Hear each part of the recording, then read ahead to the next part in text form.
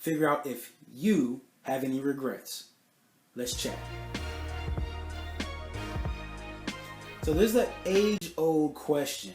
If you could go back in time, if you had that time machine, what would you go back and change? I pose this question because we all have a story. We've all been through so many things. We all have had a past. Okay? We've all been through so many experiences. And a lot of times,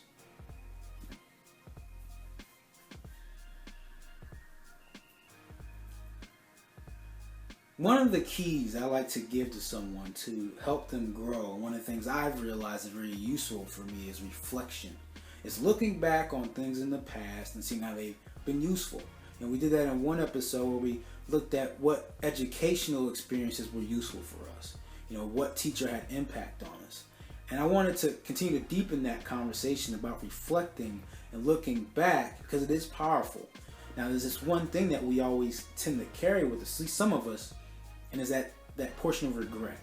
And it's not an easy thing to release. It's not an easy thing to move from. It's not an easy thing to get over. It's often hard if you truly have a regret. Now, I want you to go through and identify this in the form of this question. Is if you had that magical time machine, and this is not a new question, nothing different. So I want you to go back. I want you to think. Actually think. Dive deep. If you had a time machine and could go back in your life and change an experience, change something, what would it be? What would it be? Take the time to seriously consider that, because that could be the moment where you realize you have a regret or an experience that you haven't moved on from, that you haven't realized has truly bettered you, because in the end, all your experiences make up who you are. And so you have to be able to look back at those things and transform those negative situations into positives, into understanding that has made you the person who you are today, and that's the most you can be. And so think about that. Make sure you share that question, have that conversation, at lunch or dinner, with friends, with family, with loved ones. Have that conversation and see what happens. Subscribe to that.